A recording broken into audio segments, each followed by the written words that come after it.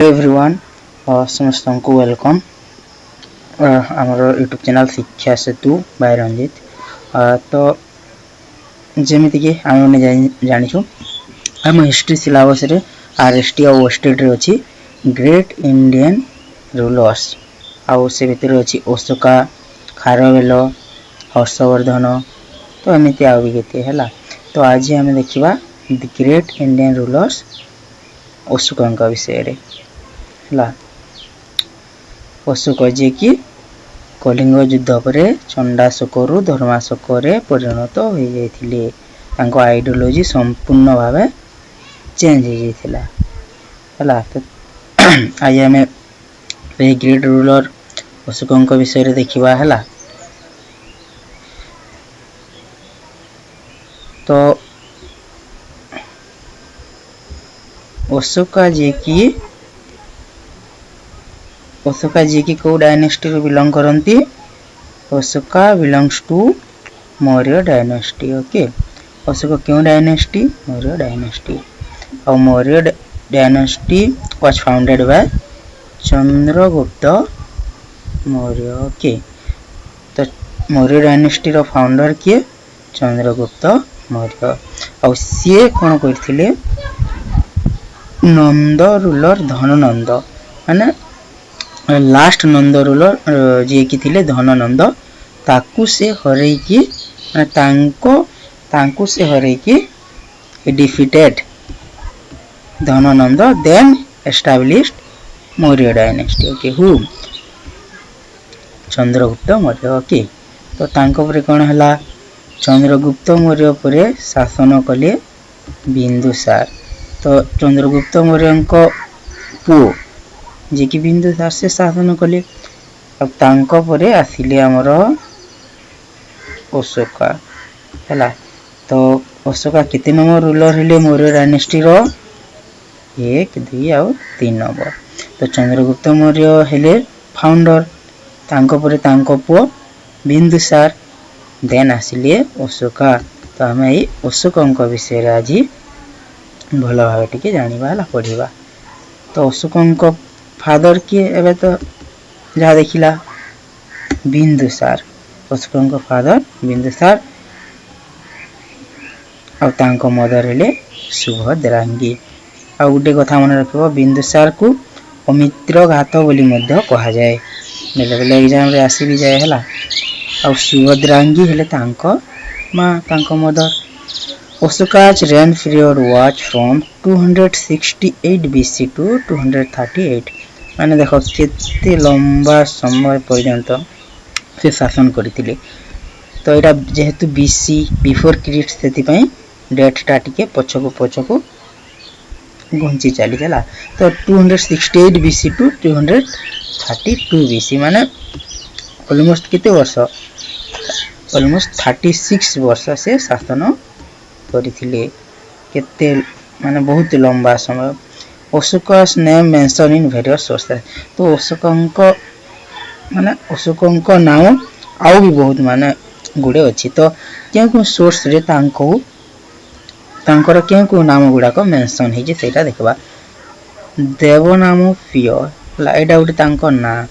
देवनाम पिय कहिले हम काहा को बुझिबा? अशोकंको।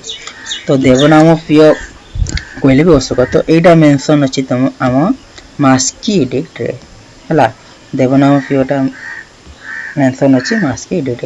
अशोक नेम भी आम मेंशन अछि मास्की एडिक्ट रे सेठी। नेक्स्ट देखिबा आ गोटे देवनाम पिया प्रियदर्शी। एटा गोटे माने एटा गोटे भी तांको ना। तो एटा अछि लुम्बिनी एडिक्ट रे मेंशन अछि देवनाम पिया प्रियदर्शी। एटा को मन रखिबो। नेक्स्ट अशोक वर्धन, तांकर गोटे ना हो गला अशोक वर्धन। तो एटा भी मेंशन अछि हम पुराण रे। पुराण जो हला सेतिरे अशोक वर्धन नाटा मेंशन होइछि अछि। तो अशोकास कैपिटल वाज पाटलिपुत्र हला। अशोकांको शासन समय रे कैपिटल कोटा थिला तांकर? पाटलिपुत्र।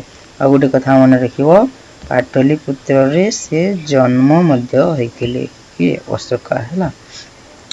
कलिंग वार कि तो इंडिया खाली इंडिया नुहे समग्र विश्वर जो माने बड़ वार गोटे जनाशुना से कलिंग वार माने पृथ्वी इतिहास रे जनाशुना है।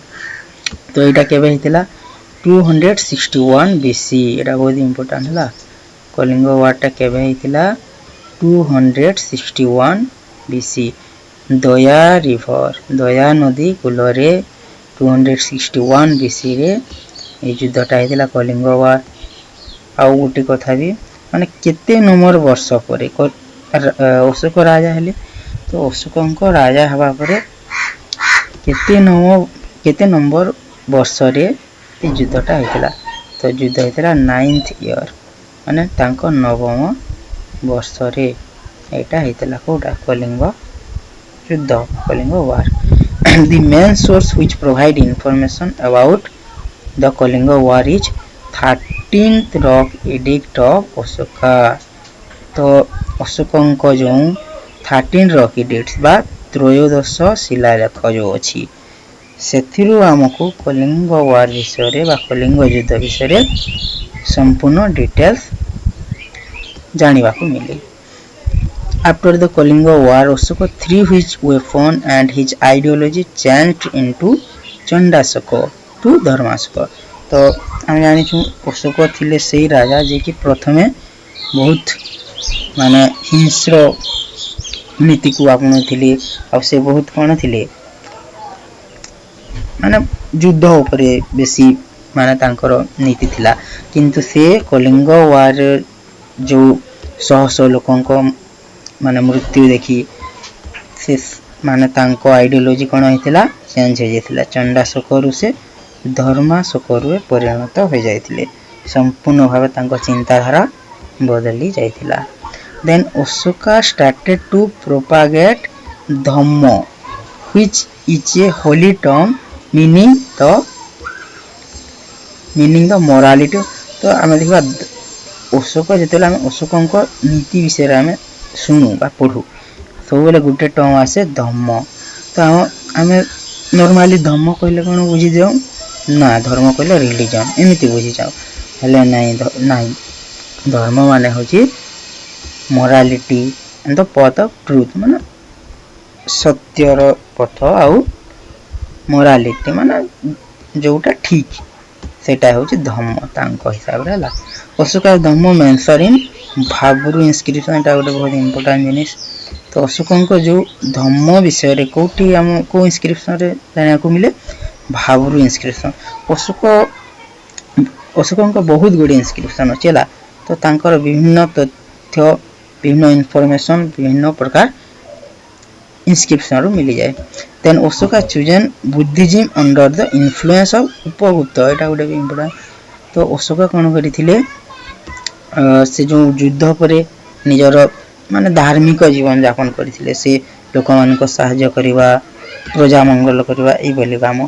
तो कोन होतिला जेते बेले से युद्ध परे बुद्धिज्म ता तो जानि थिबे बुद्धिज्म से फॉलो करथिले ए रिलीजन आउ ताको प्रचार प्रसार में करथिले। तो अशोक कोन करथिले बुद्धिज्म को माने फॉलो करथिले तो कहा अंडर रे इन्फ्लुएंस उपगुप्त उपगुप्त बोली जने थिले से तांको अंडर रे बुद्धिज्म को फॉलो करथिले। तो नेक्स्ट मोगुलीपुत्र तिस्सा एटा गोटे ना हला Moggaliputta Tissa was the mentor of Ashoka. तो मोगुलीपुत्र तिस्सा बोली जने अछंती से होचंती अशोक मेंटर ऑफ अशोक। तो एटा गोटे कन्फ्यूज वाला तो सिंपली जदि पचारिबो कि अशोक को बुद्धिज्म रिलीजन नवा पई इन्फ्लुएंस करथिले ताहेले तुमे कहबो उपगुप्त। और जदि पचारिबो who is the mentor of Ashoka तेबे कहिबे मोगुलीपुत्र तिस्सा हला कंफ्यूज हवार किछि नै। तो नेक्स्ट ला Ashoka is the first Indian ruler who involved with inscription. So Ashoka king Ashoka was the fond of pillar. King Ashoka कोन थिले पिलर को से बहुत माने पिलर निर्माण करबा को बहुत भलो भाबथिले हला। तो the Sarnath pillar of Osaka is the crucial one. तो से भितर Sarnath pillar जो अछि सेटा गोटे बहुत important. The lion capital of Sarnath is our national emblem. तो lion capital Sarnath रे जो lion capital अछि सेटा होछि हमरो national emblem. आ गोटे क्वेश्चन आसे से जो सारनाथ रो लायन कैपिटल अछि सेतिरे केतोटी लायन अछंती तो एक्चुअली रे तीनटा देखा जाउ थाए हेले रियल रे माने पछो पटे गोटे थाए तो चारटी लायन सेठारे थांती तो एटा टिके मन रखिबे it is James Prinsep who deciphered Osaka's inscription. तो Osaka's inscription जते अछि ताऊ के deciphered माने ताऊ के ट्रांसलेट करी कि माने लोकोलोचन को आनिथिले जेम्स प्रिंसेप तो नाम मन रखिबे the rock edicts of Osaka basically divided into two part जते भी rock edict अछि rock edict माने शिलालेख तो ताको दुई भाग रे भाग कराई जाय major rock edict minor rock एडिट मेजर आउ माइनर तो माइनर रॉक एडिट बहुत गुडे अछि माने बहुत जगह रे बहुत गुडे देखबा को मिले ले मेजर रॉक एडिट केतोटी अछि 14 मेजर रॉक एडिट तो एटा डी मन रखिबे कितरा जगह रे 8 टा जगह रे तो मेजर रॉक एडिट अछि 14 टा और माइनर रॉक एडिट बहुत गुडे सेटा किछि माने नंबर तार नै in Odisha the major rock edicts of Ashoka can be found in Dhauli and Jaugada Odisha रो जो दुईटी जगह रे मेजर रॉक एडिट ओसकंक देखिबा को मिले सेटा होची धौली आ जौगढ़ एटा टिके मन रखिबे एटा Ashoka inscription are written in Magadhi language and Brahmi script ओसकंक जो स्क्रिप्ट गुडी को माने इंस्क्रिप्शन गुडा लिखा अछि सेटा ब्राह्मी स्क्रिप्ट रे आ जदी लैंग्वेज पचारे ताले सेटा हिबो मागधी लैंग्वेज तो एटा थिला संपूर्ण details about the great Indian ruler Osaka माने एतिकी भीतर ही तुम एग्जाम रे सेटा ओस्टेट हो कि आरएसटी हो एसएसबी टीजीटी हो बा जो भी टीचिंग एग्जाम हो माने ओसाका विषय रे एतिकी भीतर ही तुमरो क्वेश्चन आसुची हला तो ठीक अछि तो नेक्स्ट आउट वीडियो रे देखाबो।